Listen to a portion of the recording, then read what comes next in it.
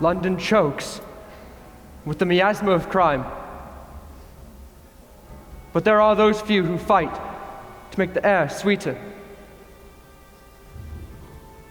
Those are the ones who possess the self-sacrifice required to do good in this world. In my life, I have had the pleasure of finding several of these, and they have always been a friend to cherish. When one is departed, we feel its absence all the more. That is why it is not merely I who grieves this day. Today, London suffers a great loss. And I mourn the death of my dearest companion. My accounts, which have met with some popularity, have been exclusively to showcase the reasoning powers of my friend, the consulting detective Sherlock Holmes. There are times when I have changed the dates, locations, or names in my stories to protect those involved, but I have never twisted the facts to suit my tale. That is, with one exception. On May 4th, 1891, Sherlock Holmes gave his life to defeat his greatest rival, Professor James Moriarty. Together, they plunged into the swirling vortex at the base of the great Reichenbach waterfall and were never seen again. That was the conclusion to the account I published under the title The Final Problem. I claimed then that my publication was written with the purpose of ending the rumors surrounding that grim happening. But I confess now that I had ulterior motives.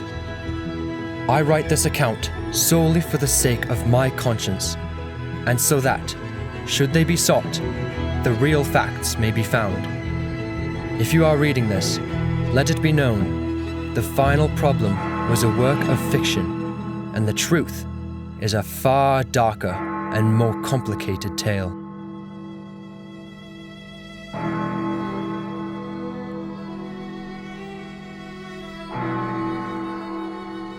On the afternoon of April 10th, 1891, I endeavored to visit my friend, Sherlock Holmes. I had not heard from him for some weeks and had begun to worry. When he was on the case, he was the energetic bloodhound, but when he had no work, he became the lounging, disputatious feline. It was long, gloomy days like these that Holmes, in his caseless stupor, was a danger to himself.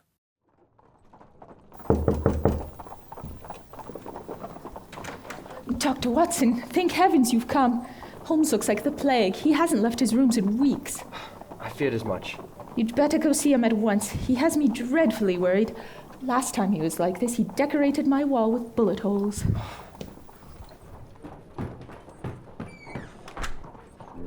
Holmes? Holmes! Oh. Are you aware that the previous owner of this carpet had a wooden leg? The patterns of wear are quite distinct. Also, he owned a small dog, probably a spaniel. Good grief, Holmes. Part of your journey was on foot. This? Brick dust. You walked through the construction site on Marylebone Road. You did not take a hansom. The mud splatter is absent. No, it was something covered. Perhaps a landau. What is it today? Your 7% solution? No. I'm afraid the 7% has lost its sting. It's 10% this time. Pity's sakes, Holmes. I've warned you 100 times. Not just as your friend, but as your doctor. How could you poison yourself in this way? You misdiagnosed me, Doctor. It is not poison, it is my medicine, without which I fear I would display far graver symptoms. Can you honestly say that your solution is healthier than a few days without a case? Weeks, Watson, it has been weeks.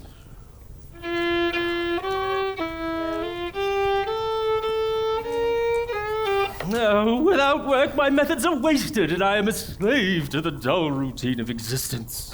As am I, along with the rest of mankind. We get along just fine. Is that so? You have an appointment with an illustrious client at an unusual hour tonight. Surely that is above routine. What? How could you know that? It is elementary, my dear Watson. You have worn your best waistcoat. Your shoes have recently been polished. Your hair has been trimmed and you have purchased an expensive watch chain. You would hardly go to such lengths to impress your regular clientele. As to the unusual hour, that is exceedingly simple.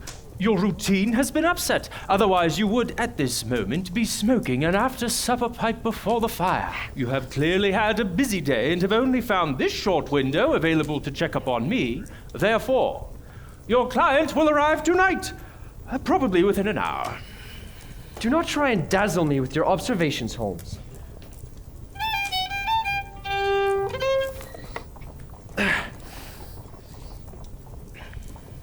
Your heart is beating like a rabbit's. No, Holmes, you have a magnificent mind. But you also have flesh and blood. If you continue to ignore your body, it will fail you, and your mind will go with it. How could a little bit of tedium be worth poisoning yourself? I'm afraid you've never understood the torment, nor the depths of depravity to which tedium can strain a man's faculties. Without a case, without stimulation, Watson, I am in danger of losing myself. Then let us find you a case. You must have had some inquiries. None. What are these then, pinned under your jackknife? Nothing of interest. You have one here from your brother, Mycroft. He has some intrigue within Parliament he thinks you might be interested in. Some of the MPs are being blackmailed. Pittances thrown to the dogs. He knows I am starved for work, but these morsels will not do.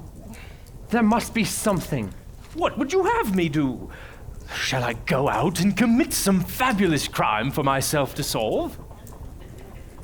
If only I could! I begin to worry for you, Holmes. This obsession is bordering on mania. Oh, Watson! If it were mere madness, it would be so exceedingly simple. All that is fantastic and grotesque occurs without me. A visitor. For Mrs. Hudson, perhaps. No, he's coming up the stairs. A client. That is not the tentative footfall of a stranger. Those shoes know these stairs well. Inspector Lestrade. Just the man I wanted to see. Watson, pour him a brandy, will you? You look out of sorts. Perhaps I should return later. Nonsense. I've just begun to feel better. Well, has there been some unusual crime? Is Scotland Yard out of its depth yet again? Well, it's perfectly under control. I just thought you would be interested is all. Pray tell, Lestrade. There has been a theft at the Scotland Yard Museum. Someone has stolen something from the police headquarters. How could that be? That's what we are trying to figure out. Ah, yes. The Museum of Black Acts. Not even the British Museum hosts so singular a collection of relics. Truly, it is a pity the evidence room is not open to the public. Yes, we use it to train our constables. Holmes, is that even lit? No, my slipper is too far away. What was stolen? Well, there was... Never mind, you may tell us on the way, Lestrade. I assume you have a cab waiting. You obviously did not walk. Right, best be off, I suppose. Unless he is looking better. I knew you'd do him some good, Doctor. Don't dream of staying behind, Watson. I'm lost without my biographer. Excuse me, Mrs. Hudson. My, what a business. 4 weeks of lethargy, and he's off like a rocket. I must be the longest suffering landlady in England.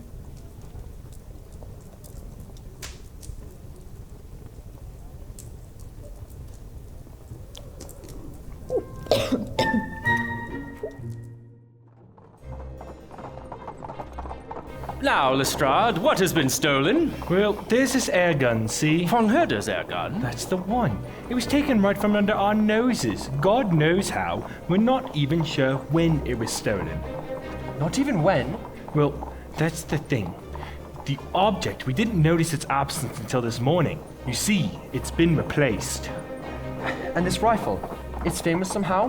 Why would someone want it? Well, It was created by von Herder, the blind German mechanic, in 1877 and is renowned for its accuracy and silence. The air is pressurized via a hand crank, and the bullet is fired without making a sound. Most importantly, however, it is built to come apart and be concealed across your person. I yes? took a special interest in it during a case some years ago. That was before your time, Watson. Was there no indication as to how it might have been stolen? None that we could find. Aha. And so, you have come to the amateur. Well, there's no doubt we would have figured it out in time, but you usually have some interesting theories that help us. Ah, here we are. This is all taken from criminals? There is the gun Oxford used in an attempt to assassinate the Queen.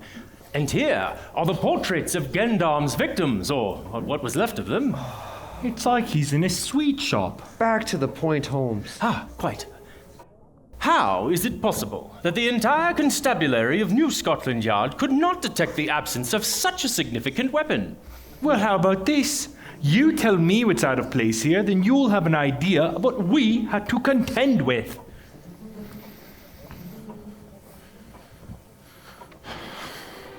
How odd.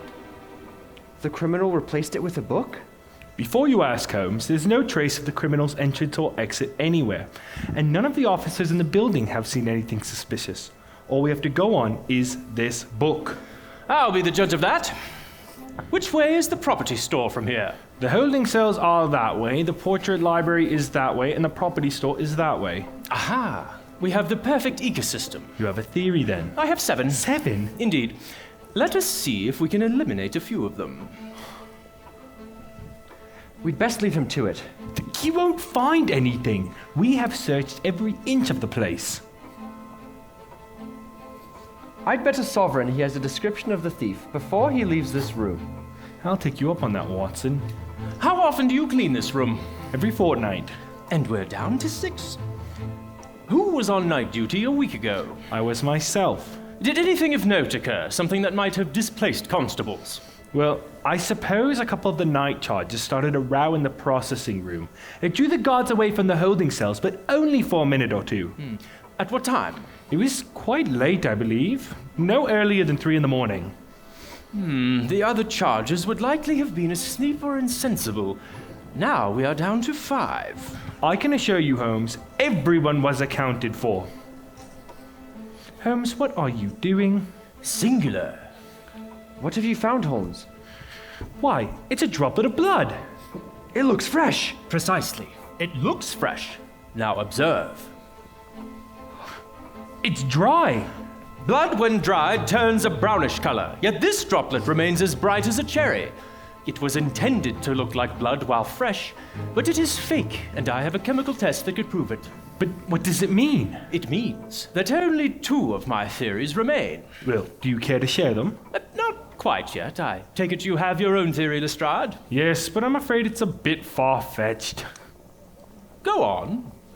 While we may not be able to trace the man, I do believe this book will lead us to its master. Back in the 70s, there was an increase in organized crime. I kept finding the name Professor Moriarty in connection with various cases. I couldn't prove it, but I knew this Moriarty had his money in it somehow.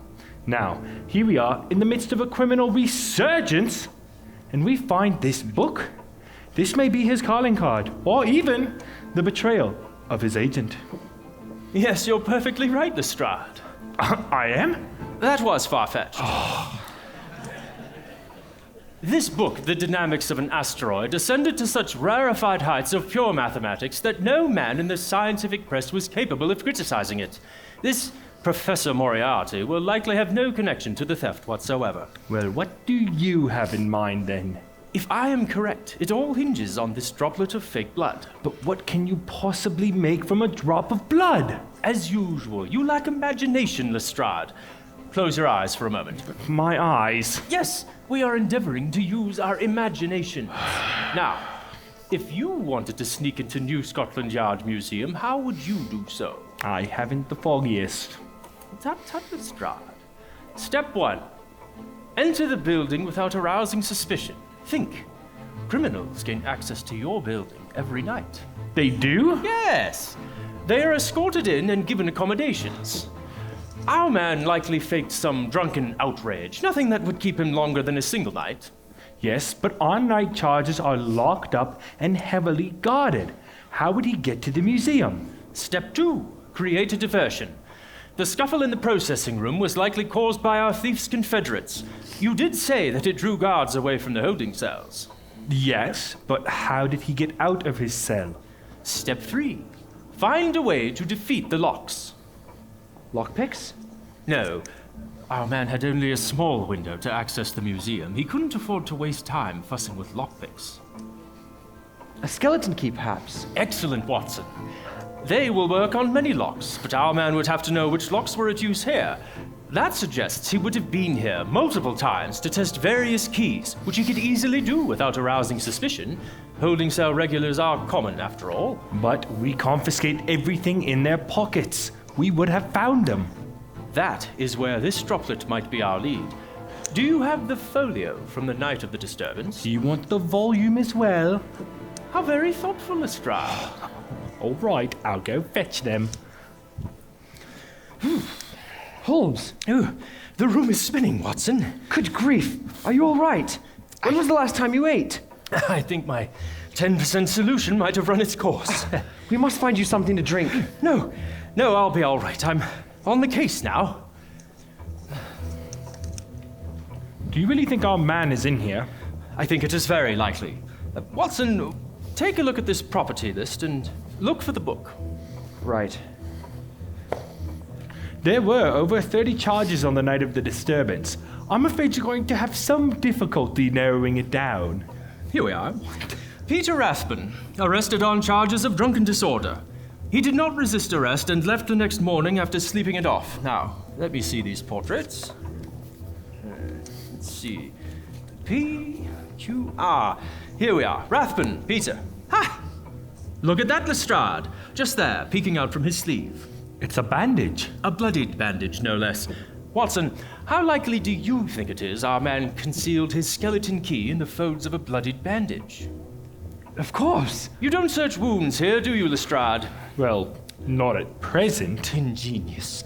No one would want to search a bloodied bandage, especially if it was dressed to look diseased or infected. And look here in the list. The dynamics of an asteroid was brought in by Adeline Barrett only a day or two before the incident. He must have taken it from the property store. But if this is so, how did our man get the rifle out of the building? If you recall, the gun is built to come apart and be concealed across your person. Which brings us to our final step. Conceal the gun on yourself and re-enter your cell before the diversion has resolved, and you'll never even be considered as a suspect. It is the perfect crime. Astonishing, Holmes! I say, we are lucky you're on our side of the law. I find that good detective work is 3/5 experience and 2/5 imagination. Once an acute reasoner has ascertained all the available facts and determined the intelligence of the perpetrator, he may set himself in the man's place and begin eliminating theories until only one can remain. But Holmes, your wild theories still haven't answered the main question. Which is? Why this book? That is immaterial. It is likely the thief meant to distract from the obvious absence and grabbed the first thing he could find. Alternatively, it might have been a blind intended to throw the police off the scent.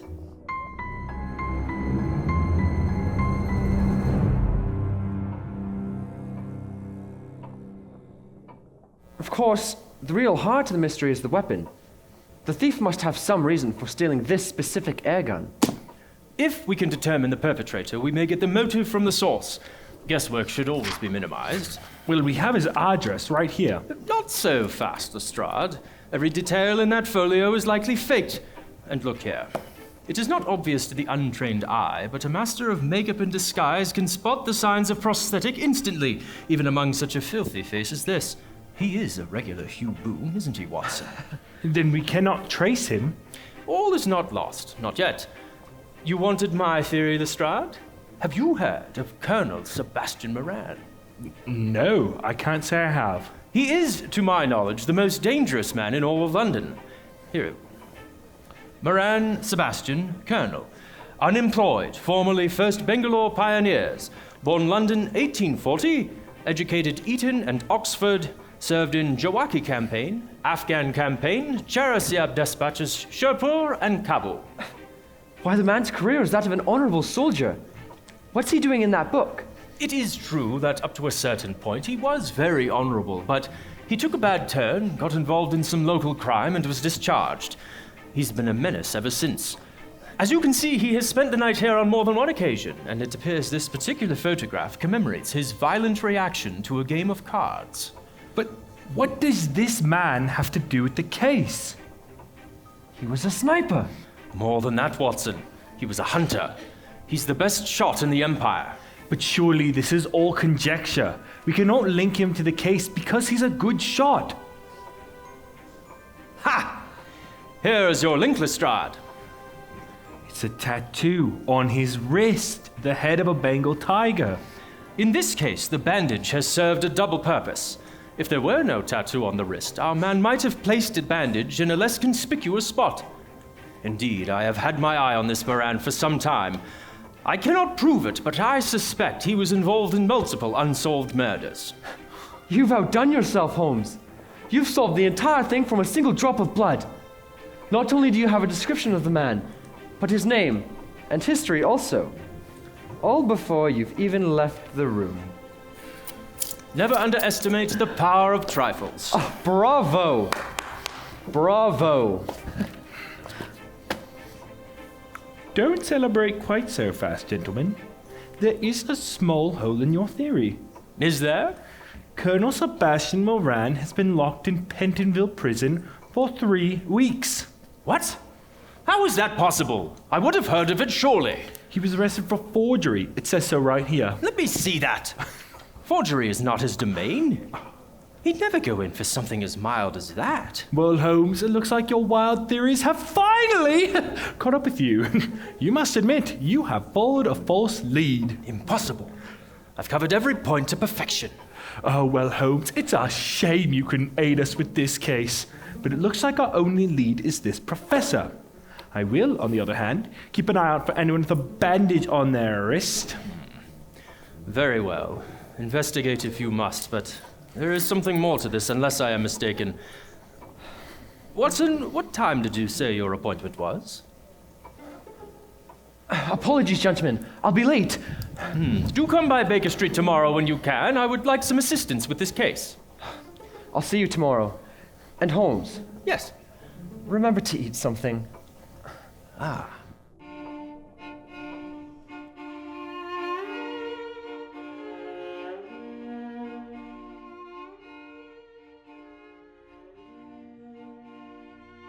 Have you had any heart concerns? No, nothing at all yet. Save the lonely pangs of a bachelor, but...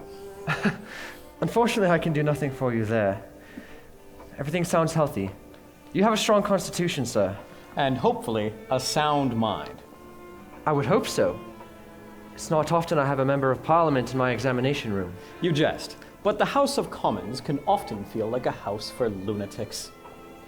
And thank you again for taking me in at this hour. I really couldn't get away any sooner. Of course. My wife will see you out. I'm afraid we are in between servants at present, so we cannot afford the appropriate decorum. Not a problem at all, Doctor. I know the struggle well. In fact, I had to sack 3 maids and a groom in just the last week. Charlie, you cannot find good help these days. And again, 1,000 apologies for my tardiness. It is unbecoming of an old army doctor. No worry at all, Watson. Your wife attended to me wonderfully. She is a delightful conversationalist. You know, she used to work for my mother as a governess. Really? My little brother was so fond of her. We all were. You've been lucky to win a bride as compassionate, clever, and might I say, beautiful, as the one you have deserved. Mr. Forrester, you are much too kind. Yes, she is the love of my life. Aside from a pouch of tobacco and a chair by the fire, you mean? I hope you'll come to visit, Mrs. Watson. My family would love to see you again. Now, I shouldn't keep you any later than I have. Until next time, Doctor.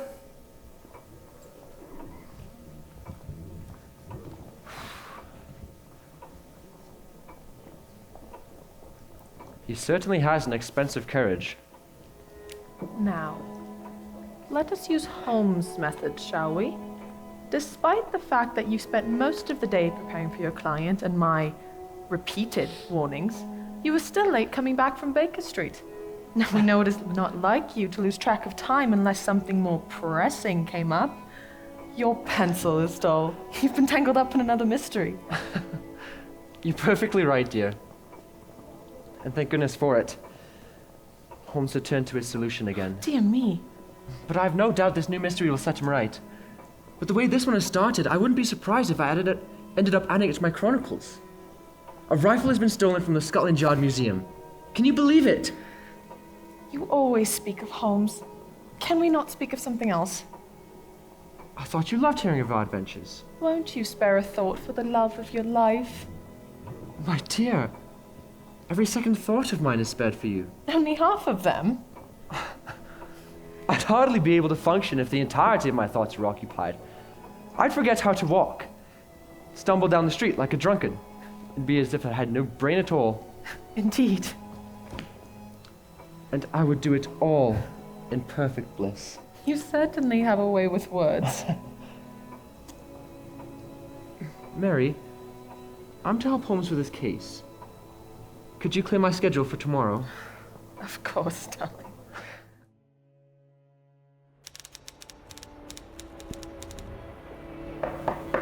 Enter. Professor Moriarty, I have brought you my mathematics. Holmes, did I not instruct the class to leave it with my assistant? I did not get the chance. Here, you will find it is without error. Very well, I have it now. You may go. Well, have you some other reason to waste my time? Actually, I was admiring that painting. It is remarkable. Yes, it was a lucky find at a pawnbroker. Carry on. You know, there is art in my blood. My grandmother was related to the great French artist Vernet. I'm very busy at present, and I desire to remain undisturbed. Apologies, Professor. I could not resist. Holmes, you are a smart lad. That much is certain. I see a path to greatness in your future. Do you? Indeed. You remind me of myself in many ways. But I've known too many prodigies, Holmes. And it is not uncommon for their growth to become stunted. Is that so? You think too highly of yourself. Do not accuse me of vanity, Professor.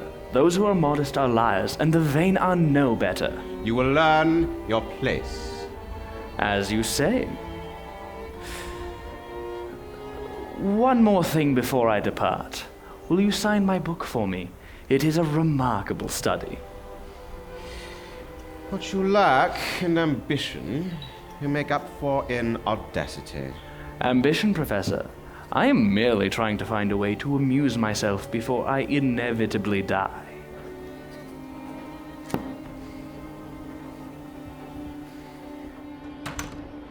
How did it go?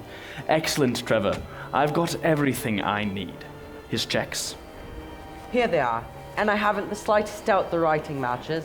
Then it appears our Professor Moriarty has 6 different bank accounts, and what's more, the painting behind his desk is worth £35,000. 35,000? By Jove! A painting by Jean-Baptiste Greuze matching that exact description was sold at an auction only 2 months ago. Right around the first time we saw the painting. Brilliant, Holmes. It is certainly not within the budget of an Oxford professor. His salary is publicly available. Surely we've got him now. Oh, regrettably, no. He would claim it to be a fake. Our evidence would fail to hold any ground in a courtroom, or some witness would magically appear to testify against us. It is better, perhaps, that we keep this condemnation to ourselves. Then again, it is possible we could convince him we know more than we do. You're thinking of blackmail? If it comes to it. Blackmail. Poor old Moriarty. How could you treat such a kind, wisely old man so? You're a tricky one, Holmes. You're off to rugby tryouts, I see. Ah, you saw my boots. You should come, you know. You've got the stamina for it. No, I've not the knowledge nor desire. I suppose it would require you to make more friends, which of course you cannot abide. It would be utterly inconceivable. The only way to thaw your heart is my savage, ankle-biting bull terrier, eh? They do say that owning a dog is a good way of making new friends. Ha!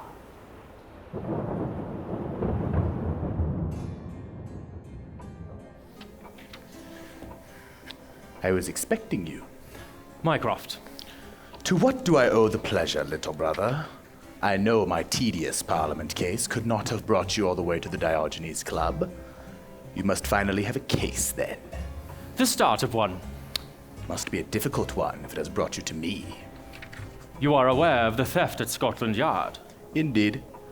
Was it a prisoner from the holding cells? That is the theory. It will be proven easily enough. I thought so. But what has disturbed you, Sherlock?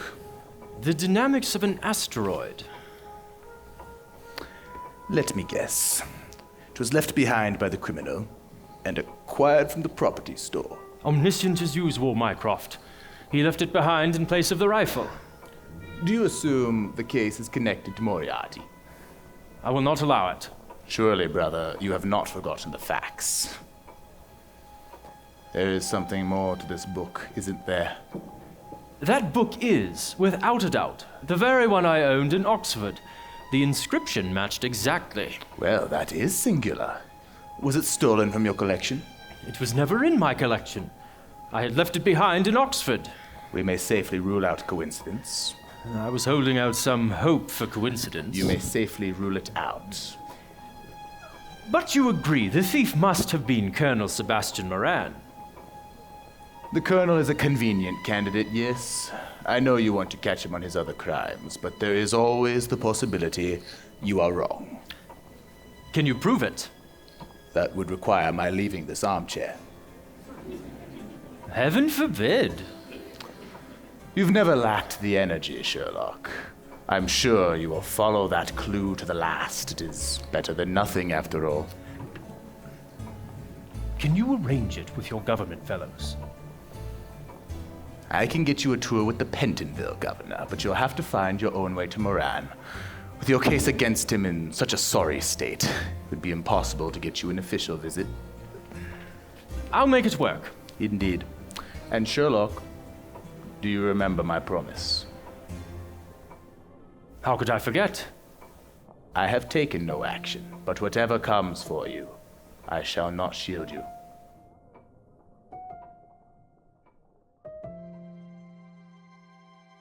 There have been many occasions in which Holmes has risked his professional credibility by skirting around the law to find the answers he seeks, but it was usually a last resort.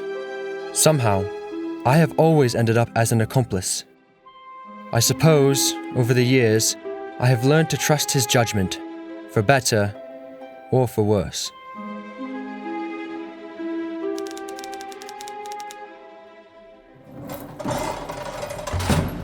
Gentlemen, the heart of Pentonville Prison. Standing here, you can see every wing of the place. It's like the spokes of a bicycle wheel. And this separation system?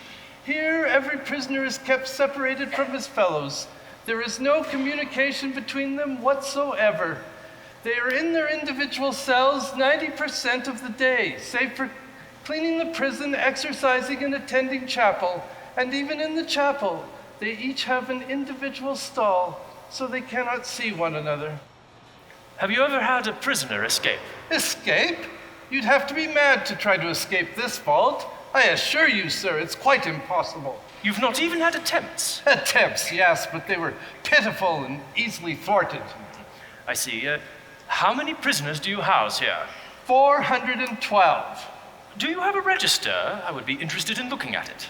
Well, I happen to have it with me, but I must admit your request is rather unorthodox. You must know that the criminal world is my foremost fascination. Well, I suppose I can allow you a glance. Very interesting. Colonel Sebastian Moran. I know that man. I used to play cards with him.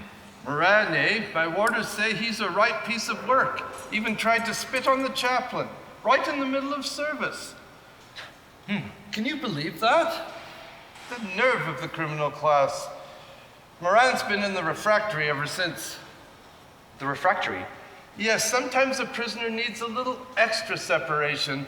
Down there they have a wooden cot, a rug, and are shut up in utter darkness. They oddly know the time of day. Complete solitary confinement. Good gracious. Think, Watson. Dozens of the inmates here have me to thank for their internment. Would it be possible for me to visit my old friend? Oh, I'm afraid not. He only gets a visitor once every 3 months. I see. I'm certain he would not wish to waste it on a mere acquaintance. Governor, perhaps we should head to see the chapel next. Oh, very well. This way, gentlemen. If you don't mind, I would like to stay here and have a look at these papers. I've been attempting to ascertain the rate of certain crimes in London. Well, I'd hate to leave you here unsupervised. I assure you, I shall be rooted to the spot. Oh, as you wish. We'll be back shortly, but you are missing out. I was appalled by what I saw in that prison, even knowing well the tendencies of those confined within it. It was the sort of isolation that would drive a man to madness, and the governor was proud of it. He led me to the chapel, where every pew was separated into rows of wooden stalls. I asked the governor every question I could, praying that Holmes would have time to do his work. Little did I know, at the time, that Holmes had entered the prison's darkest underbelly.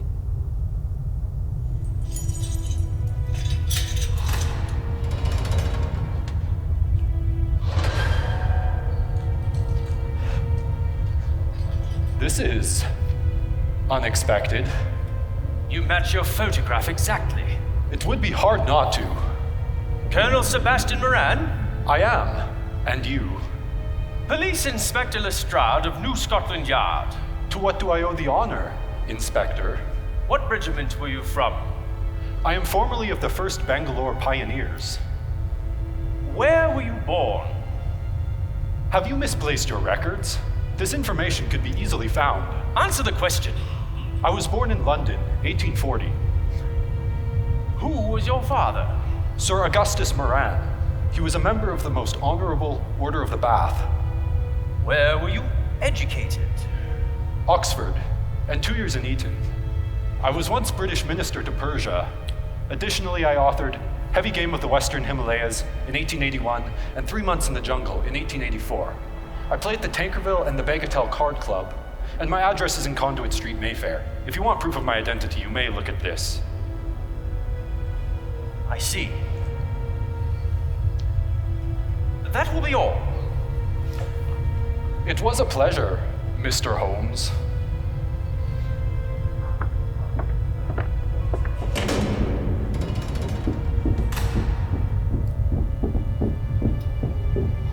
Sir, what do you think you're doing down here? Apologies, Governor. I thought this was the way to the chapel. Rooted to the spot? By thunder! Give me back my register. I'm escorting both of you out of my prison.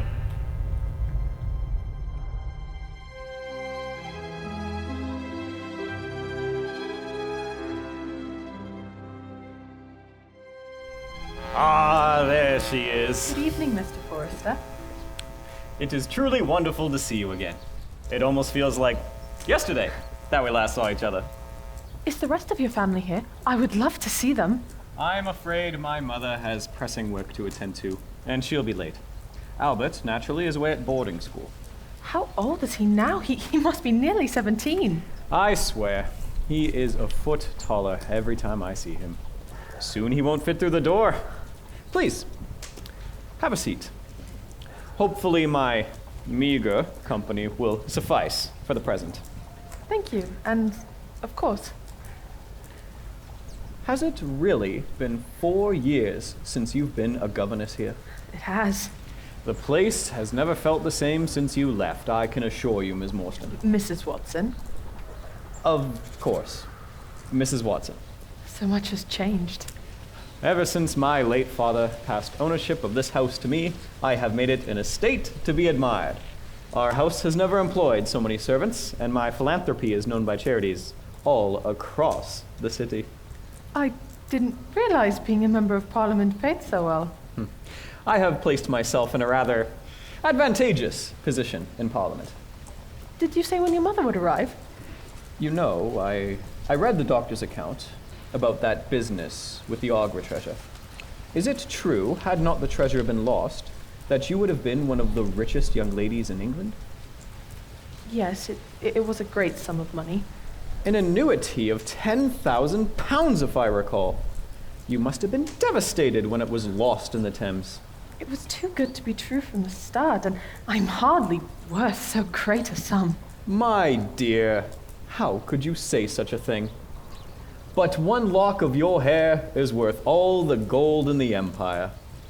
I wouldn't know what to do with money like that, and besides, I did not walk away empty-handed. You met Watson. I did. You certainly married him in a hurry. There was no reason to wait. One might assume you wanted to escape this house as quickly as possible. No, it wasn't like that. When you left, it broke poor Albert's little heart, you know. He loved you. We all loved you, Mary. I couldn't be a governess for the rest of my life. I had other aspirations. Aspirations? What could you aspire to that I could not give you? What are you saying, Forrester? Have you forgotten the feelings we shared? That was a long time ago. You abandoned me, even as I courted you. How could you say there was nothing? What does Watson have that I don't? Surely you cannot love him.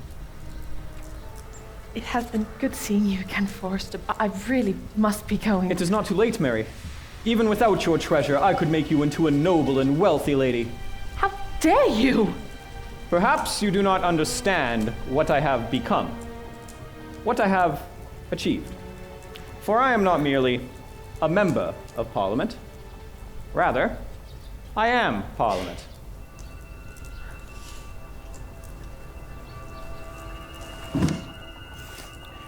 All it takes is knowledge, really. There are men in that room with scandalous secrets, dark secrets. I know of their affairs, so they do what I tell them. You speak of blackmail.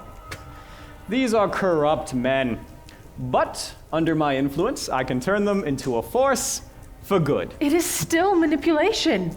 For a man to make his way in this world, he must have control. He must make sacrifices. I'd hardly expect a woman to understand. I must go. You do not know the depth of my influence. In just a few days, everything will be at my fingertips. After the next sitting, a new treaty will pass, and I'll be able to make any world you want. Goodbye, Forrester.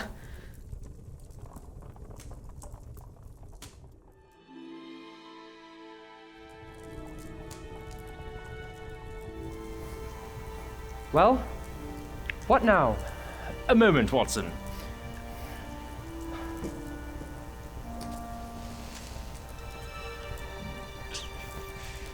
I'm afraid we've reached a dead end, Holmes. Have we?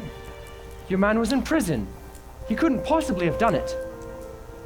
Don't you find it unusual that the prisoner greeted me by name? Well, He was expecting me, Watson. He was in Pentonville at the time of the crime. You've seen it for yourself. There is always the possibility of his escape and subsequent return.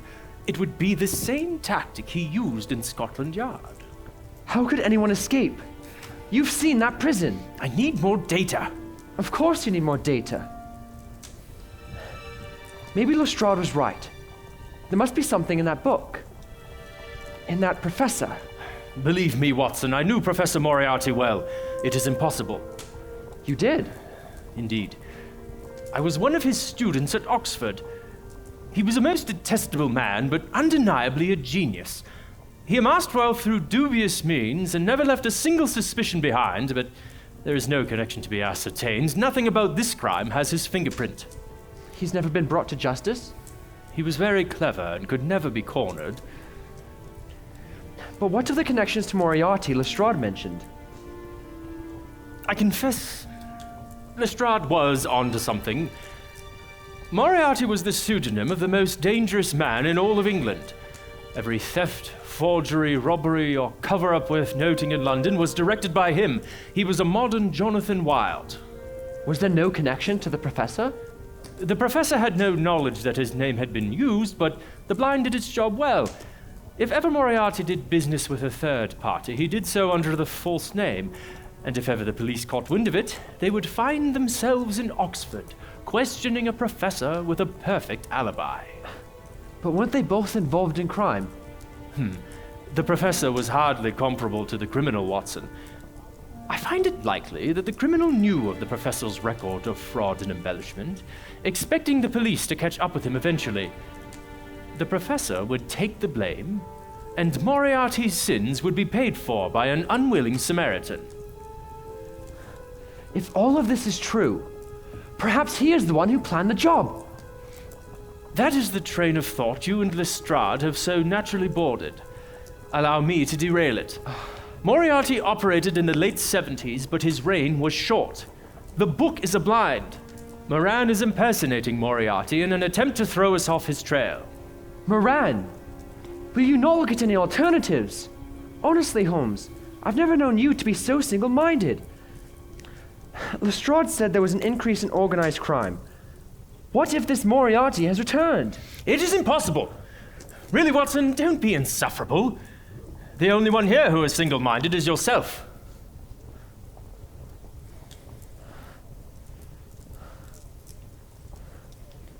It's late, Holmes. My wife will be waiting for me. In all my years knowing Holmes, I have never seen his temper directed at me. I knew, in that moment, that there was something more to this mystery, and it had strained my companion to the highest degree. Do not scream, Mrs. Watson.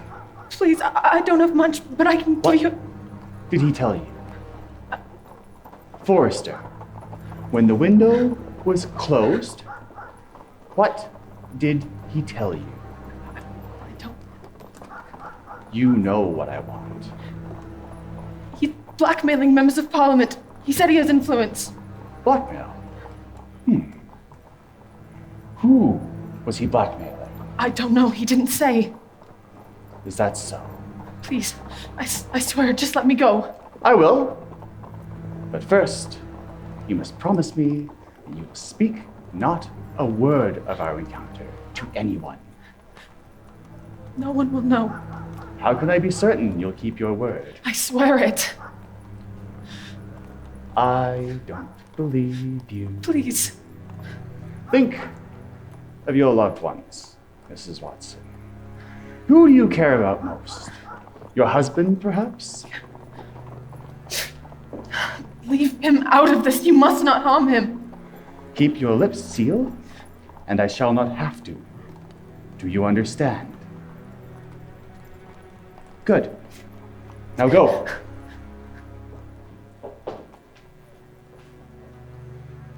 Until next time, Mrs. Watson.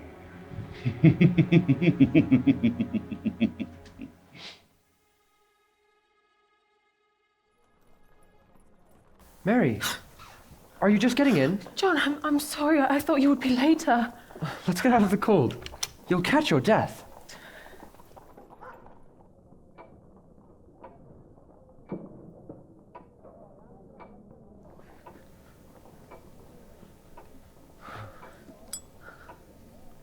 Mary, you're dressed as though you've had tea at the Ritz. Where have you been? Well, you see, Mr. Forrester had invited us to dinner. The telegram arrived just after you left. Did you give my greetings to Mrs. Cecil Forrester? I'm afraid she wasn't there. It was just her son. But Mary, It is hardly orthodox for a married woman to go alone to see a bachelor. I was a governess there. But this is hardly the same. No, you're right. I never should have gone. Mary, where's your glove? I must have left it with Forrester. My dear, your hands are shaking. Whatever's the matter? Nothing. It's just cold outside, that's all. Did he say something to you? No.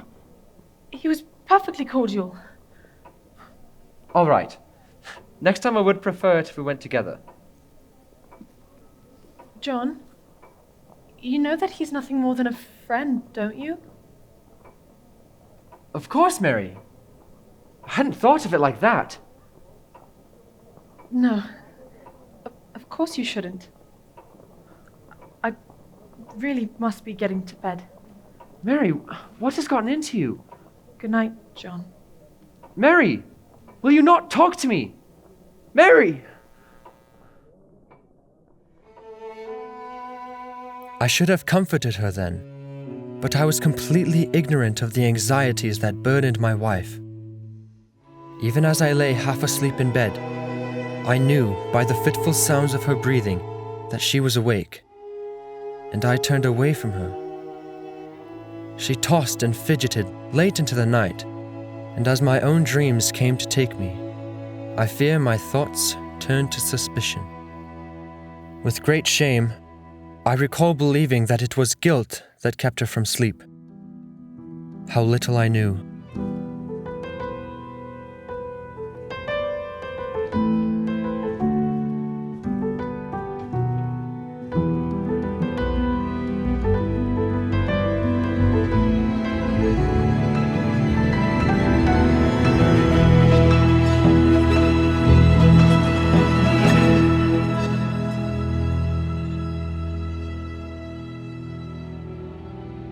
With each day that passed, I could feel a rift growing between my wife and I.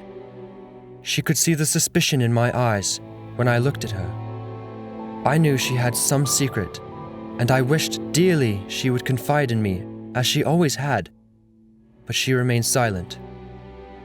Then, one morning, I stumbled across my wife's letters after breakfast. She had made correspondence with Forrester, and he wanted to meet with her again at a location she would name. I confessed that the smoldering suspicion within me took flame and ignited a bitter jealousy. After only a few days, our usual free conversation had become restrained. Eventually, the pressure became too much, and I sought the distraction of Holmes' mystery. Is he in, Mrs. Hudson? I'm afraid not, Doctor. Mr. Holmes has been out most of the night. You know, I don't think he's had a wink of sleep since your last visit. Every night he's pacing up and down, back and forth.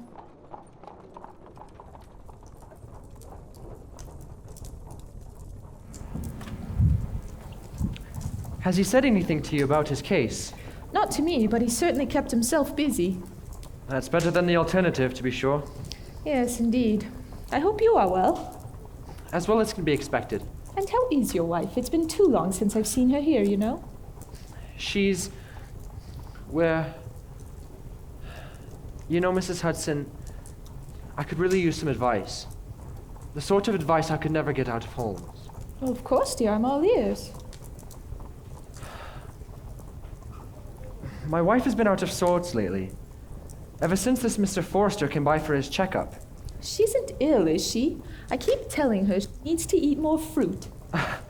No, she's perfectly healthy. It's her actions that have put me off. Is that so? We are the picture of happiness, I can assure you. And we've loved each other as deeply as it is possible to love. But the other night, she went to see Mr. Forrester, a bachelor, at his house. By herself. Goodness me. She did used to work for him, and she's very good friends with the lady of the house. I would never dream of suspecting her of anything, I can assure you. But there was something in the way she was acting afterwards.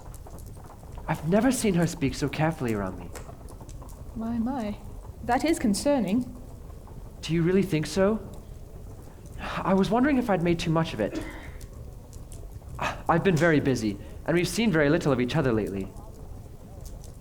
No, I shouldn't have brought it up. I won't burden you any further. No, don't fuss so much about it, Doctor. I'm more than willing to hear it. Sit down. Sit down. Now tell me, your wife is a very sympathetic sort of person, is she not? Of course. Friends are always coming to her with their problems, and she always takes the time to listen to them. And she is very understanding. She is a paragon of empathy. I see. Well, here is my advice. Have this exact conversation with her. Excuse me, sir, what are you doing? Mi scusi, sono qui per Holmes. What? Sir? If you're looking for Holmes, he's not in. Mi scusi. Sir, I must insist. My dear Watson. You've not even condescended to say good evening. Good heavens, you startled me. I assure you I have not been idle. I do not doubt it. Now, sir, I really must say Mrs. Hudson, might I trouble you for some supper? Holmes? Oh, for pity's sake. I'll see what I can do.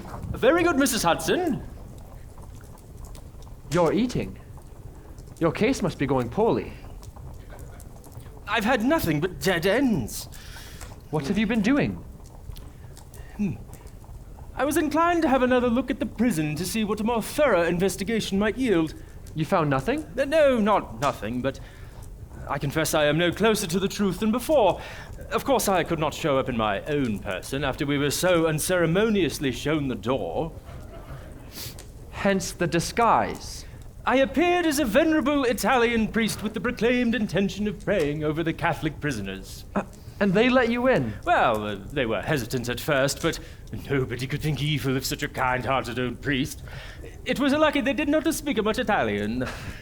You certainly can be persuasive when you intend to, Holmes. They set two warders to watch me. I had to spend nearly an hour praying over various inmates before I was able to continue with my investigation, mumbling blessings all the while.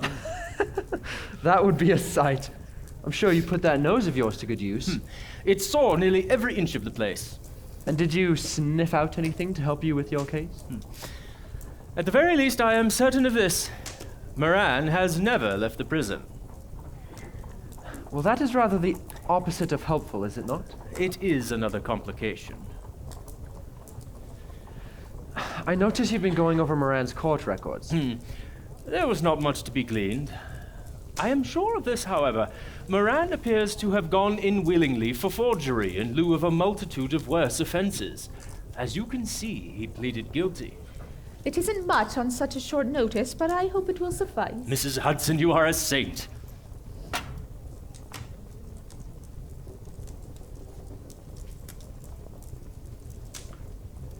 You're hungry. Doctor's orders.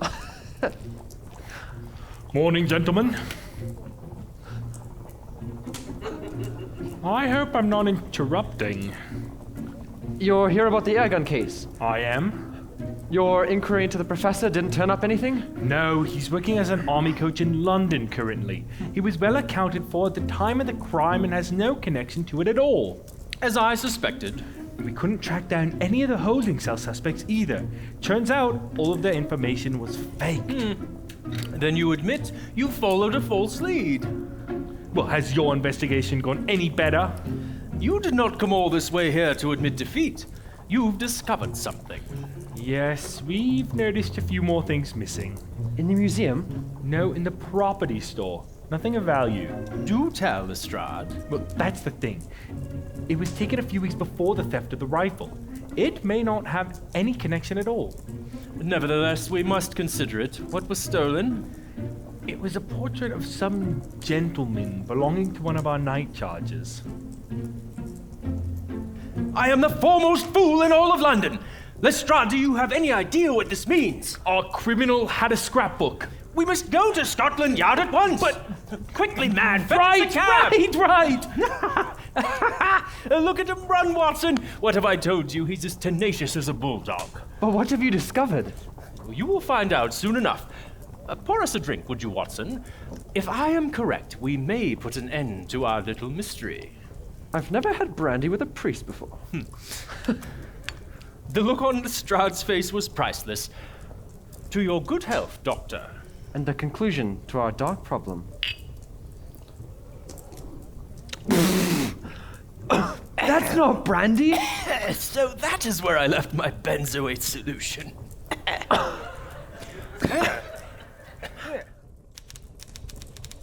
Here is the volume with Moran in it. Excellent. Did you bring the property list? Yes, it's just in the book. Now, do you mind filling us in? Watson, would you be so kind as to read this out for us? Book. The dynamics of an asteroid belonging to Adeline Barrett. Gloves, pliers, trowel, matches, and sixpence belonging to Russell Cushing. Lace, a bottle of LePage's liquid glue, an ink bottle, and a pen belonging to Violet Wantner. And here's the photograph of an unknown gentleman belonging to Benedict Robert. Did you find the glue, Lestrade? Was it missing also? No, I'm fairly certain we still have it. Very well. He could easily have used it and replaced it. Surely you can't mean... When was the photograph brought in? The man who had it brought it in on March 7th. All right then, out with it. This is your favorite bit, isn't it? Your grand reveal. Don't you understand, Lestrade? March 7th is a few days before Moran's trial. Now, let us look at the volume. Just what are you getting at? Here, Sebastian Moran. That is undoubtedly the man in Pentonville at present. But this portrait is a modicum thicker than the others, is it not? And if I turn up this corner, another portrait lies behind. We know our man had access to liquid glue, after all. By George, the portrait has been replaced. Colonel Sebastian Moran has never once set foot in Pentonville prison. Even in the courts, it was an imposter. An imposter? But he had the tattoo. Not to mention he answered all our questions. Both are easily faked, and there is no doubt our man will be paid a princely sum for serving Moran's sentence. But what does it mean? Think, Lestrade. As long as the impostor is imprisoned, no case against Moran could even be suggested. He has the best alibi it is possible to attain. He could walk into the Tower of London and take the crown jewels in view of a dozen witnesses, and it could never come back to him. It's remarkable. It's unthinkable. And now, if what I recall about LePage's glue is correct, carefully. Gentlemen, may I present the real Colonel Sebastian Moran?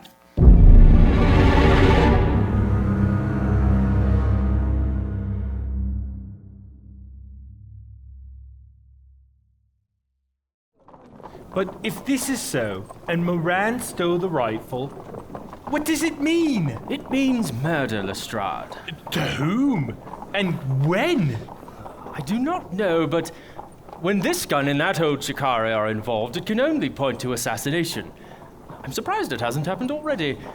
Whoever ordered the gunman must be the same man who hired the imposter. It has all been perfectly engineered with only the slightest traces of the crime left behind. But how do we track this mastermind down? He certainly has not given us many clues. You really think this has nothing to do with that professor? No. Let me out here, cabman. Sorry, gentlemen. I'll meet you back at Baker Street. I followed them for a number of blocks, careful not to be seen. All the while my jealousy sparked with fury, and I regret that I lost my nerve.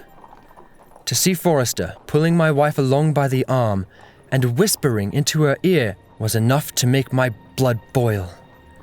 My lady, whatever is the matter? Forrester, you must promise to keep our meetings between us. My husband cannot hear of it. My lady, I assure you, I will not speak a word. However, as to your other request, I must refuse.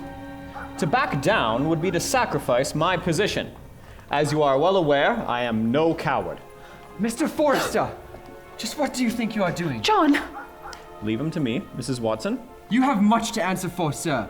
What exactly are your intentions in luring my wife to meet you here alone? Dr. Watson, please. Can a man not meet with his old friend? Do not bandy lies with me, Forrester.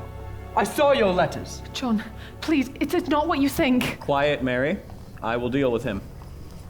You listen close. I will not ask again. What have you been doing with my wife? That is not my secret to tell, Doctor. From now on, you will stay away from her. Do you hear me? You have no power over me. Your wife may see whom she wishes. Isn't that right, Mary?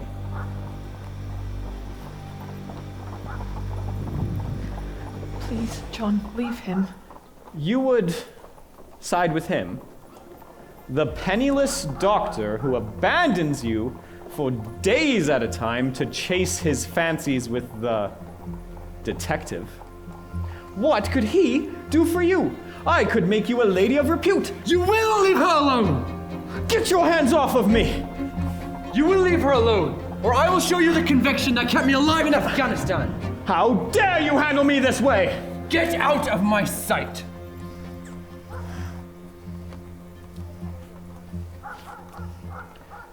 You will regret crossing me, Dr. Watson. Mary, you must tell me what's been going on. Did he hurt you? John, why were you with him? Have I really been neglecting you? Do not blame yourself. For what? For anything. Mary, I cannot bear this secrecy. You must forget about all of it. None of this ever should have happened. How can I? You went with him willingly. I cannot help but... But what, John? Don't make me say it. Then don't. But Mary, I must. I cannot deny it any longer. John, please. Mary, I'm afraid of losing you. John, it's not what it looks like. You've seen him today. You saw him the other day. You've hidden your letters from me. It is purely because I used to be a governess there. It's nothing more. Then what are the secrets he could not speak of? John, Mary? That looks like it's coming from Baker Street. It is coming from Baker Street.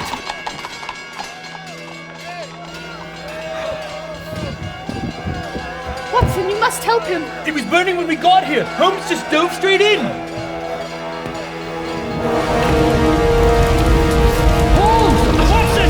What are you doing? We need to get out of here! I need to save these papers, Watson! You need to get out with your life! These papers condemn half the criminals in London! There's no time!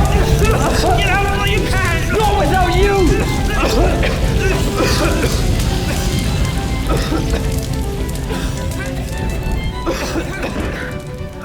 Holmes! Everyone stand back! John, are you all right? I'm all right. What happened? I haven't a clue. One minute everything was perfectly fine, and the next minute I smelled smoke from upstairs. What have I told you, Holmes? You're more than just a brain. You cannot risk your body without risking your mind. My dear Watson, I think you may have saved my life.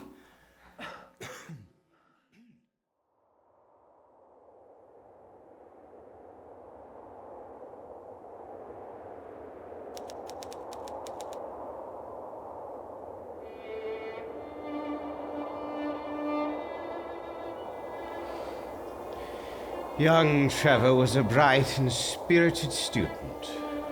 Truly, it is a shame we will not watch him reach his full potential. You are not here for him. I heard it was murder. He was at the wrong place at the wrong time. Collateral damage during an unrelated crime. He never even saw his killer. Would that have made a difference? Don't give meaning to death, Holmes. No matter how long you live, will never be fulfilled. Whether you die an old man surrounded by your family, or as a boy in the streets. You meet death the same. You are never ready. But you never cared for fulfillment, did you? What was it you said to me? I'm merely looking for a way to amuse myself before I inevitably die. Why are you here, Professor? I have my own respects to pay. Do not forget this day, Holmes, or you may lose yourself.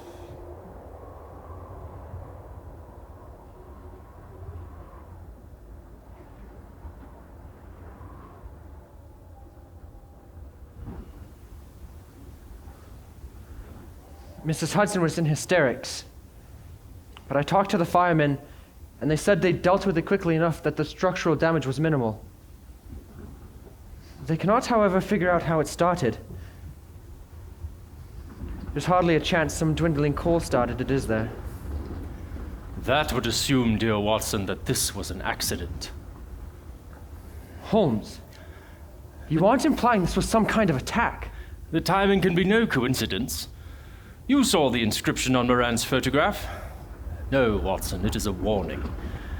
I have flown too close to the sun. But we haven't the first clue as to who the target is, let alone when or where it will happen. We are closer than we think. Whoever left the warning must believe as much. Well, then who left the warning? We cannot know yet. How can you be certain this Moriarty is not involved? You saw the book. You said someone must be behind Moran. What if he has returned? These are deeper waters than you know, Watson. I know it is your method to keep your secrets until the very end, but this is too much. Someone's life is on the line. And from my view, it seems you are ignoring the core clue. I've watched you make this mistake before, Holmes. Must I whisper Norbury in your ear?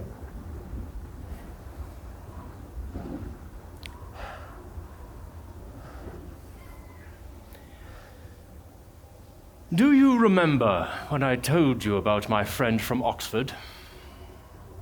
Victor Trevor. As far as I know, he's the only other friend you have. In 1877, Trevor witnessed something he shouldn't have and became the air gun's first victim. Holmes? Yes, the very same rifle. I never knew. He was simply in the wrong place at the wrong time. The murderer was never charged. Then you know better than anyone what we are dealing with. Von Herder, the blind German mechanic, built the gun to a list of specifications provided by an anonymous client. That same client is the man who hired the assassin and orchestrated the crime which Trevor interrupted. Moriarty. Well, then surely it is he who we are dealing with. I can assure you that is impossible. But surely... I made absolutely certain he could never act again. I crippled his means, I scattered his men, and by the time I had been satiated, he had been completely and utterly destroyed. Holmes. I was a different man then. I did only what I felt was needed for my sake and no one else's. I believe you acted as any judge and jury must have, Holmes.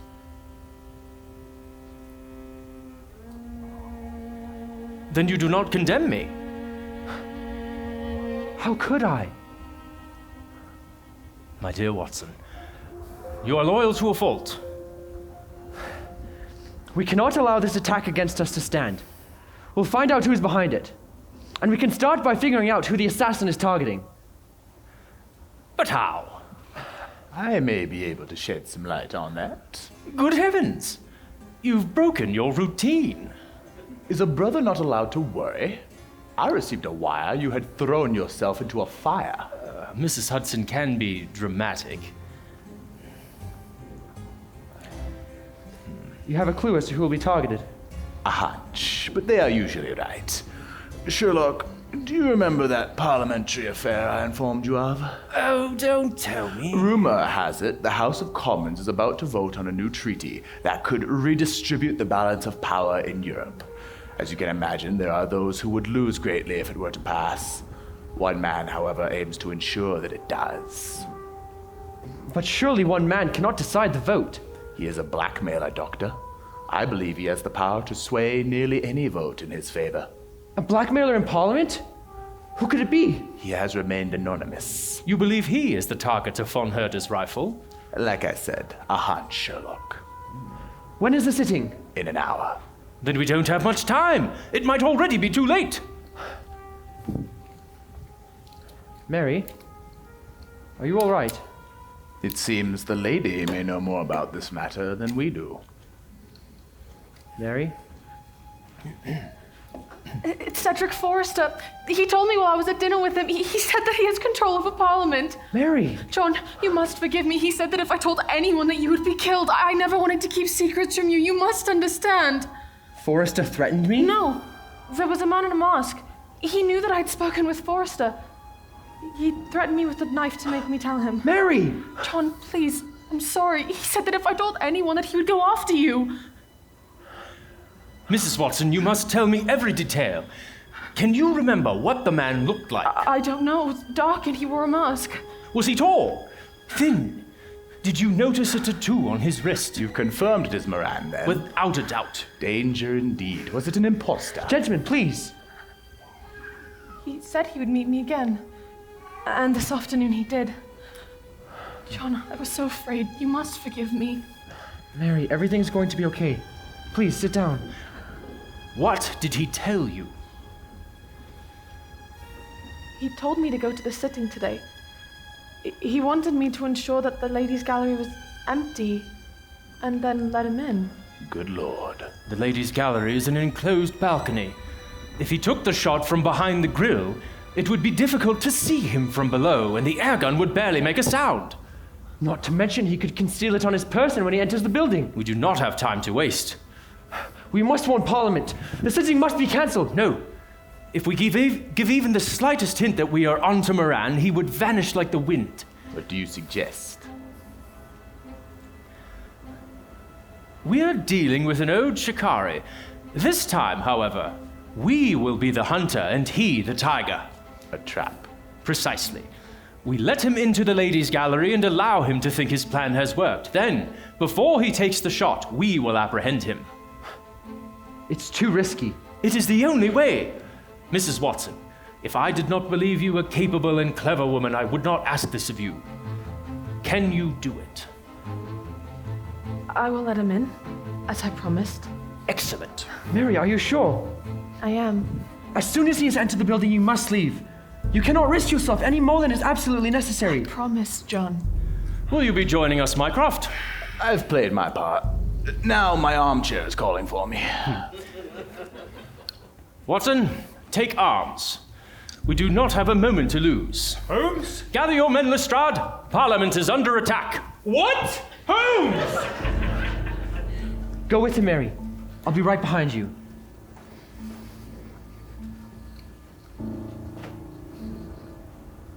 There is more to all of this, isn't there? I may be an authority on the various moods of my companion, but I have never seen Holmes so anxious. What really happened between Holmes and Moriarty in 1877? I took no action against him for it, but I had never promised to shield my brother should the truth be sought. However, there is an exception to every rule, and this time I'm afraid the exception is you. An exception? I can tell you this. Sherlock will need you, now more than ever.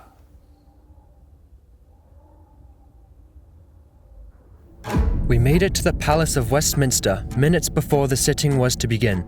Holmes seemed as wary as I was, his sharp gaze darting back and forth between every shadow and stir of movement in the echoing Gothic corridors. Mary convinced those few women who remained in the ladies' gallery to leave, and we took our places. While the parliamentary debate started, we waited, with bated breath, for a knock at the door. We must not stand too close to the grill, or we risk being seen. I say, you can hardly see through the thing. How can we withstand it? At the very least, we do not need to watch from the roof anymore. My word. As soon as the knock is heard, we will take our places. Mary, you will attend to Moran before leaving promptly. At my signal, Watson, you and I will apprehend Moran, and Lestrade will begin evacuation of the public. I'm surprised Lestrade went along with it. He had very little choice in the matter. Moran is a ghost. If we do not act now, we might never get another chance. Hold this. Mary, are you all right? I'm afraid. Here, let's be afraid together. Look at us, holding hands, in the middle of some dark business with Holmes. It's like we're back in Sholto's garden. Do you remember how cold and eerie that night was? My dear, that was the moment I fell in love. John, I'm so sorry. Whatever for, Mary? I should have told you sooner, but I was afraid you would get hurt. Mary, you must not blame yourself. You did everything you could. And now Moran will be captured, and Forrester will be spared. When you found me with Forrester, I was trying to warn him. After what Moran had told me to do, I was afraid that something like this might happen. It is I who must ask for forgiveness, Mary. I suspected you when I should have helped you. It was I who failed you.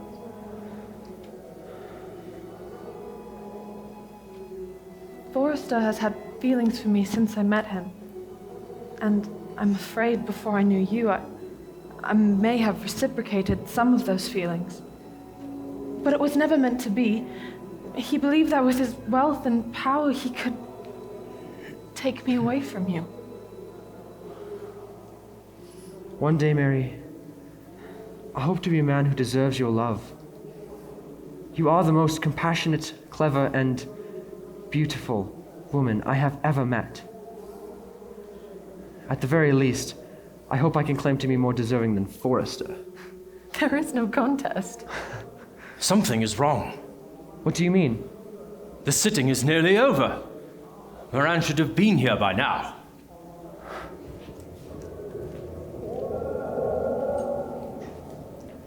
Thank you, Mr. Speaker. Gentlemen, before we give our final vote, consider. A treaty such as this will have implications that extend beyond Whitehall. When you vote against it, you may not be considering the positive impact that rebalancing European power will have on our people. Trade makes nations, and the wrong alliances can break them. No, this is all wrong. Allow me to remind each of you what is personally at stake in the matter. He's on the roof! There in the skylight! Come, Watson! Storming yard! Everybody make for the exit to the car in orderly fashion! Parliament is under attack! Mary, you must find safety. What about you? I'll be okay, I promise.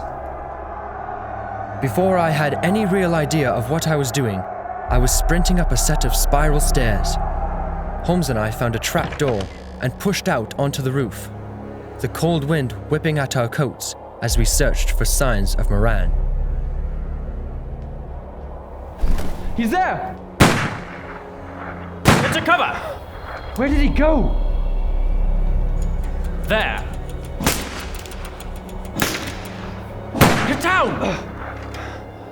You've been elusive lately, Moran. Forgive me if I would like to stay out of your papers. There's nowhere for you to run. Dr. Watson, I presume. You were in the army. I was an army doctor for the Berkshires in Afghanistan. You could have retired an honorable soldier. What happened? What good is there in honor? Should warn you, I have never missed, unless I intended to.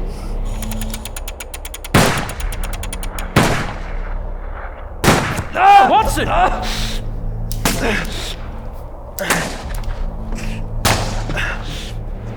You're not hurt, Watson. Tell me you're not hurt. He will live. It's but a scratch. It will leave a small scar, and he will limp for months before he recovers. Holmes, I'm out of bullets.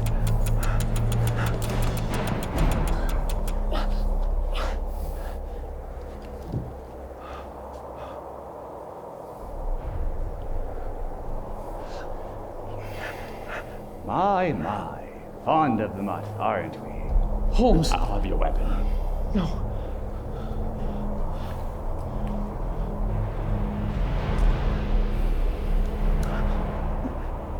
One bullet left. It would have done you little good.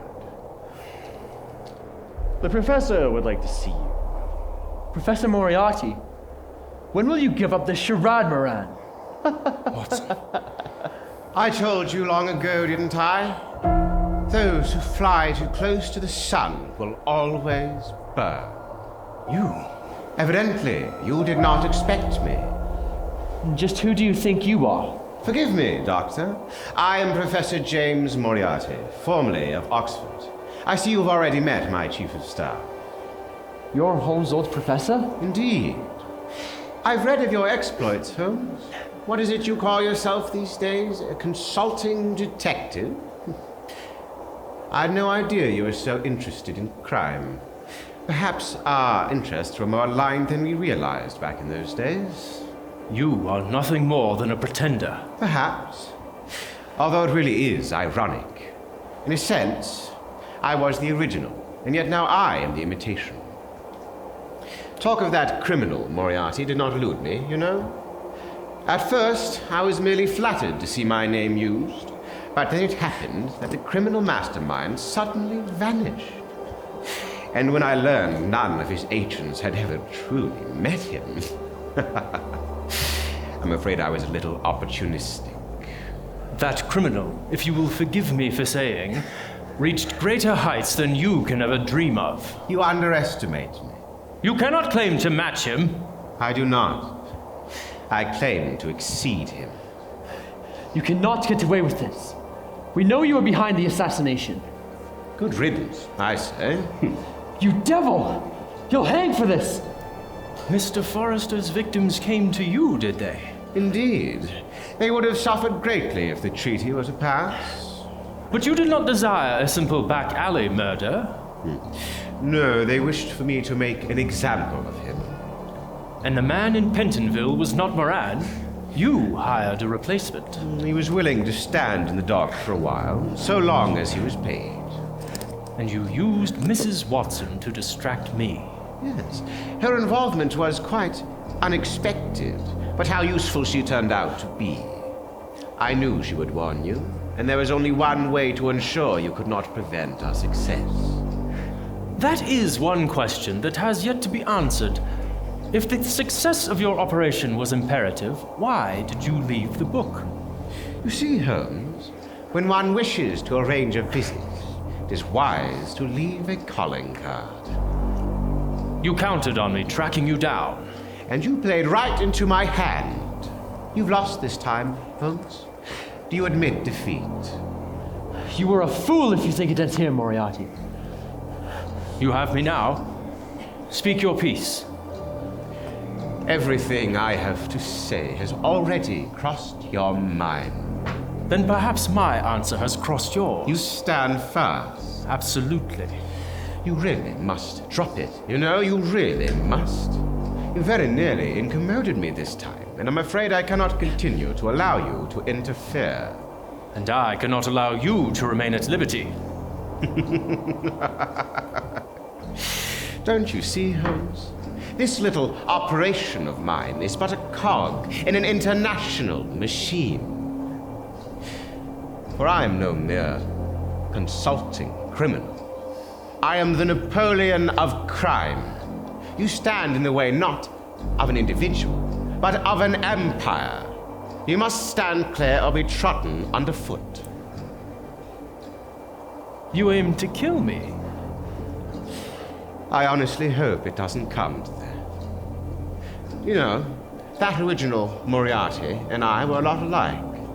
He abhorred the dull routine of existence and did everything he could to rebel against it. He hoped his studies at Oxford would relieve him from stagnation, but it was never enough. He needed problems to solve, equations to crack, anything to disrupt the mundane. But everywhere he turned, there were barriers preventing him from reaching his full potential. And so, he began to ignore them. He dropped out of university and started a practice of his own. Aware of my history of fraud, he used my name and became a consulting criminal, the likes of which London had never seen. There he sat, like a spider in the center of its web, knowing well the quiver of each and every one of its thousands of radiations. If there were a crime to be committed, a paper to be abstracted, a house to be rifled, a man to be removed, word was passed to him, and the matter was organized and carried out. And if ever suspicion were aroused, the official force would trace it unsuccessfully to me. But then, an innocent was killed during a job, and Moriarty lost his nerve. He dismantled his web and turned his back on crime. And you deemed yourself fit to replace him? I owe everything to that first fake Moriarty. Really, it is a miracle I didn't realize who it was then, for I had seen the potential in his fierce gray eyes. Do you know that first Moriarty, the one to use my name, had actually sat in my classroom? Really, Holmes, I owe it all to you. No, that's not possible. Haven't you ever questioned his obsession with crime? You devoted the rest of your life to the other side of the law, hoping it would pay for your retribution. But detective work is not enough for your mental powers. You must rely on the willing participation of timid clients and operate within the constraints of the law. That is why you turn to your 7% solution, is it not? That Moriarty you told me about. That was you? I left that life behind. It was that poor Trevor lad that did it, wasn't it? You thought yourself untouchable until your only friend was killed by a gun under your employ. Holmes. Only then did I realize how blind I had become. I never wanted the innocent to suffer. No, you only wanted to game the system and fill your days with impossible problems, regardless of the law. Know this, Holmes. Should you act against me, all of England will know of your atrocities. It is inevitable destruction. You do not know Holmes. Do not be so hasty, Dr. Watson. Mary! I found her listening nearby. I'm sorry, John. I tire of these dogs yapping at my heels, Moran. Take them away, will you? Kill them if you must. Now, Holmes, let us find a place for our final discussion.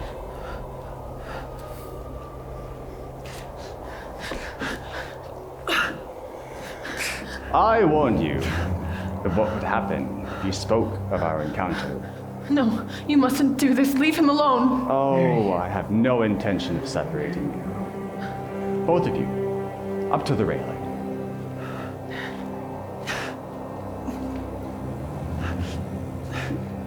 They say that falling into the water from these heights is like striking pavement.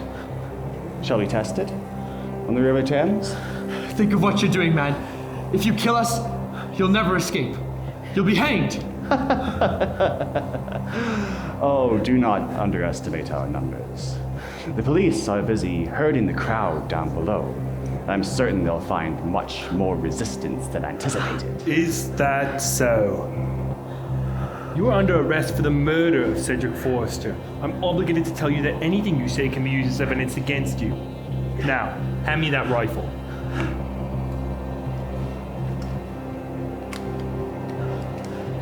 There we go. Now, isn't that better? You have impeccable timing, Lestrade. Where is Holmes? I think he's in danger. Find him. I'll take care of Moran. Mary, you must find safety. I'm not letting you out of my sight, not now. Then we'll go together. Colonel Sebastian Moran, I'm told. You may attempt to identify me. I'm afraid you will find little success. As you like. Now, why don't you come with me? This little rifle of yours belongs back in the museum.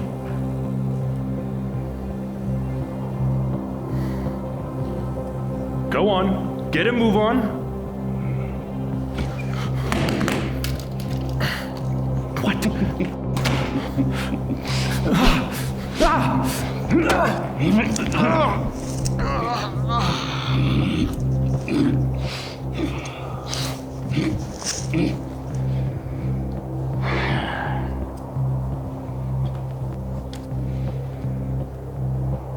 You may live, Lestrade, until the day I am paid to kill you.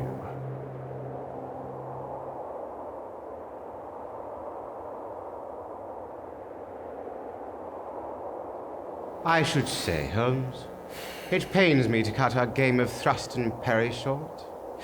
Truly, it is a rare delight for an intellectual to find his match. When I first read the Doctor's stories, it occurred to me who Moriarty really was. I read how completely you devoted yourself to crime, and I remembered how the reign of Moriarty ceased at the same time poor Trevor died. And I never forgot what you said to me all those years ago. I am merely trying to find some way to amuse myself before I inevitably die. I saw myself in you then. I knew you suffered the same daily toil I did. Without problems, without work. We are nothing. Was fraud not enough? It wasn't diverse enough. But a consulting criminal, what a novel idea. To organize the whole of crime and achieve the impossible, all without ever drawing suspicion. I had no such ambitions. And that is your folly. You see as I do the invisible barriers the law has placed, and how utterly meaningless they are to people like us. Look out across the Thames. To those drooling masses, rules serve their purpose. But what good are they to you and I? You claim to be my equal? Do you refute it? I am not a man who makes a claim without testing it first. Then what do you suggest? A test? Indeed. You claim we are equals in our suffering, so let us amuse ourselves.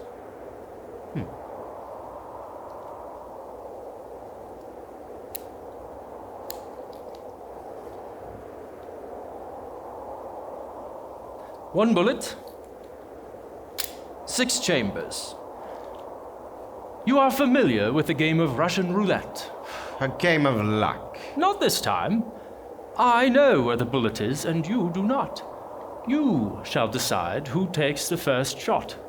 I'm at a disadvantage. At any point you may offset the probability and switch the order, but you must take 2 shots.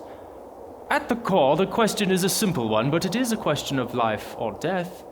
Where did I put the bullet? Unentertaining proposal?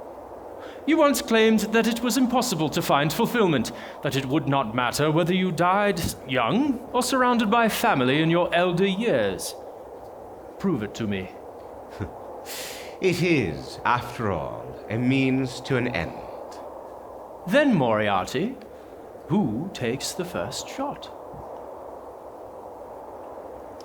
You would not be so bold as to put the bullet in the first chamber.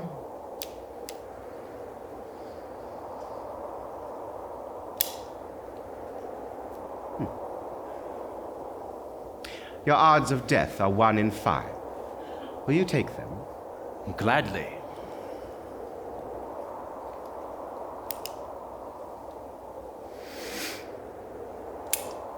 On average, the trigger can be pulled 3.5 times before a bullet is fired. You will find that I have much less to lose than you do, Professor. If I am killed, it will be just payment for my deeds. Watson will lose a friend, Mycroft will lose a brother. If, on the other hand, the bullet should strike you, your empire would crumble, and I would remain to dispose of the pieces. Some claim you're omniscient, Holmes. But you've never fooled me. You're nothing more than a specialist. Your ignorance outweighs your knowledge. And yet that hardly matters for your work, does it?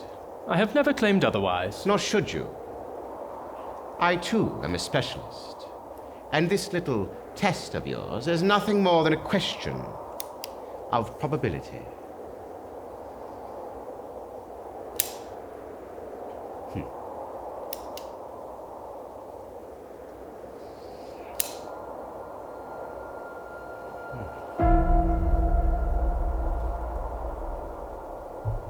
An interesting move.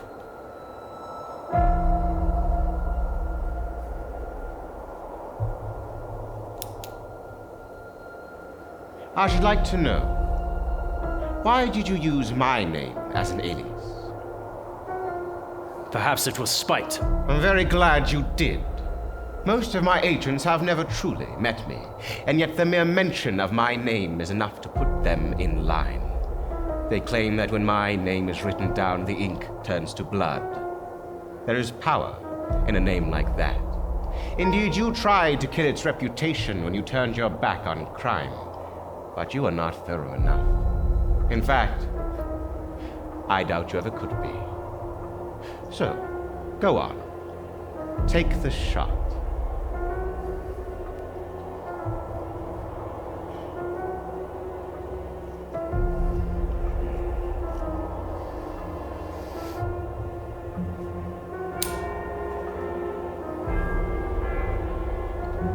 What was it you said? A means to an end? You think you've won. Flesh dies, Holmes, but reputation is immortal. If I were to stain the bricks with the contents of my mind, it would not be long before another Moriarty comes to take my place. That is the power of fear. That is the power of a name. If I were to pull this trigger, I would not leave a corpse. I would leave a legacy!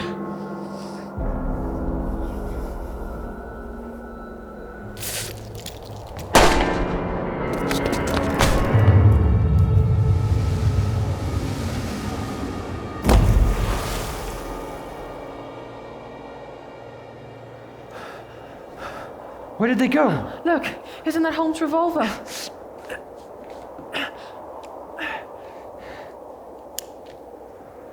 Empty. There's no chance he would leave it behind. This isn't right. Something has happened. Look, here, the dust has been disturbed. And a piece of the railing has broken here. But that can only mean... No, it can't be. Holmes? Holmes! John! We need to find him! But you're hurt! We need to find him. The wound isn't bad. We should take our chances and get out of here while we still can. Holmes needs me. I need you, John. Would you ask me to abandon him? Mary, get back.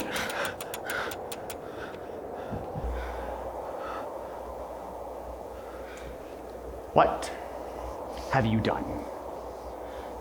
Where is he? Where is Moriarty? Give up, Moran. It's over. Moriarty is in the Thames.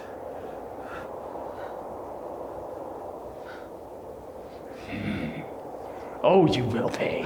John, no! Mary? Mary! Mary! Stay with me, Mary, stay with me. Mary. Do not blame yourself, John. Mary! Mary, stay with me, stay with me. Mary, I love you. I love you. I love you, John. Mary. Mary. Mary.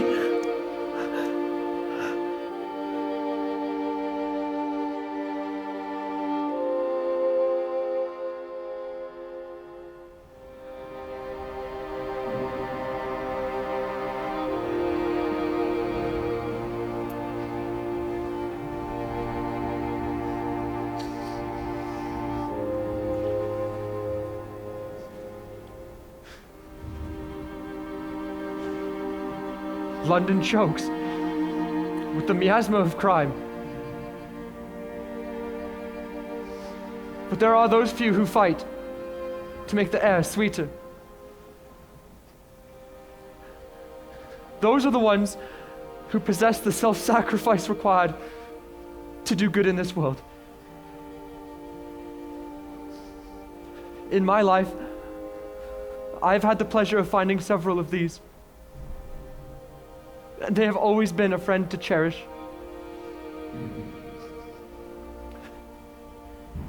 When one is departed, we feel its absence all the more. That is why it is not merely I who grieves this day. Today, London suffers a great loss. And I mourn the death of my dearest companion, my loving wife, Mary. It was a small funeral. Neither my wife nor I had living relatives to attend. She deserved so much more. The public has known little of the truth regarding Mary's tragedy. The papers claimed that she was caught in a firefight at Parliament after the assassination. That much is true, but nothing whatsoever is mentioned of how she had saved me. It is a great pain to me that it should be known to so few, but the matter was too delicate and complex. Holmes and Moriarty were missing, and Moran had escaped. Now, I must confess my true purpose in writing this document. This is Mary's requiem.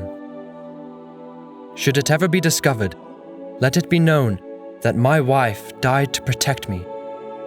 Even now, I wonder if I could have taken her place.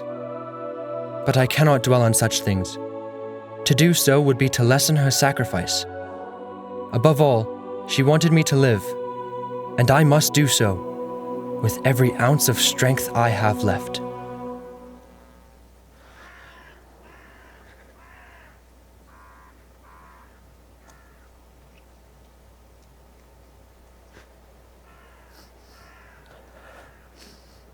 One day, I will deserve you, Mary.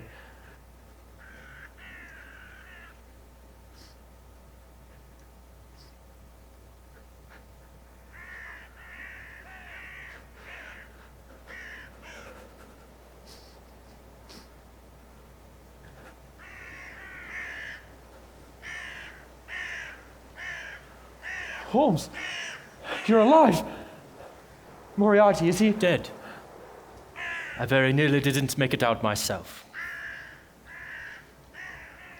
Everything Moriarty said, is it true?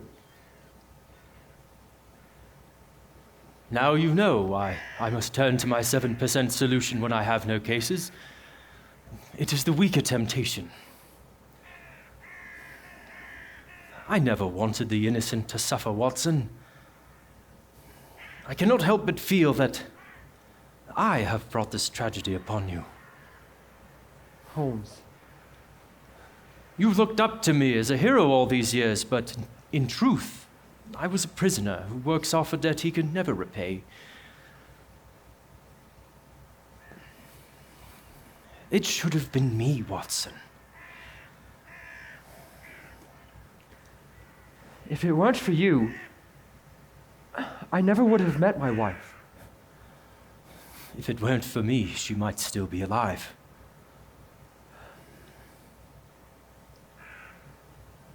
I've known you for 10 years, Holmes. That professor may claim that you and he are alike.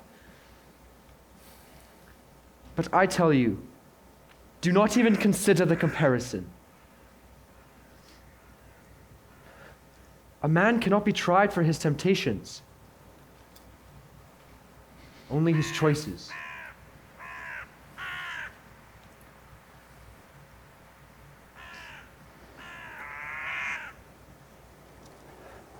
You remind me of old Trevor, you know.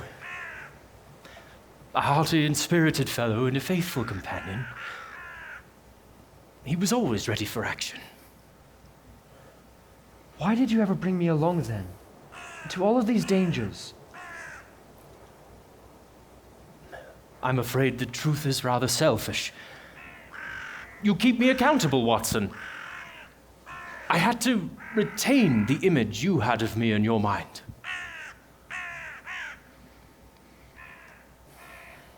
Then you should know, Holmes, I have not lost faith in you. And I will not, even if you lose faith in yourself.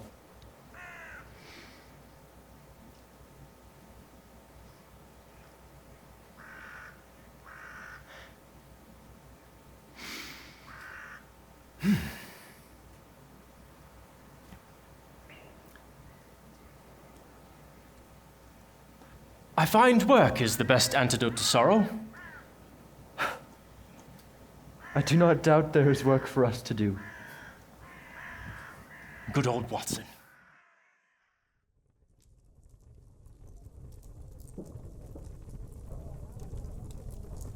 You are in a precarious predicament, Sherlock. Moran is on the loose, and there is little doubt he will take control of the Professor's empire. Moriarty is dead, but his legacy remains. What are you going to do? I will ask a favor of you, Watson. Anything. Do you still have all of those manuscripts of our adventures together? Of course. Publish them. But you hated them. You said I had romanticized what should have been a series of lectures. You said they brought you too much attention. That is precisely what we need at this time. Once you have dazzled the public with tales of my cases, Watson, I want you to kill me. What? Holmes! Write one final account. In it, Moriarty will be defeated at the cost of my life. Are you sure? That is the only way to kill a legacy, Watson. If the public believes Moriarty is dead, the name cannot stand. Meanwhile, I will work post-mortem to dismantle what remains of his empire. Then I will do my best. If I ever want to leave behind my own legacy, Watson, I should be glad to have it in your words. That is all well and good, but if you intend on faking your death, you cannot remain in London. That is true. Say, Watson, Switzerland sounds lovely this time of year. A holiday? One final adventure before I crown my career. I wouldn't miss it. Do you plan on coming back to life when this is all over, Sherlock? I haven't quite decided yet. I may retire and turn to apiary pursuits. Ha! Wouldn't that be the day? Go home and pack a bag, Watson. Where shall we meet?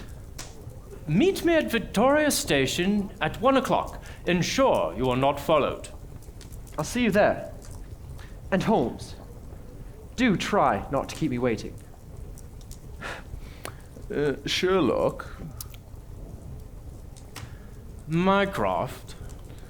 Don't be away too long. London will descend into madness without you. London will have to wait, dear brother. For now, the game is afoot.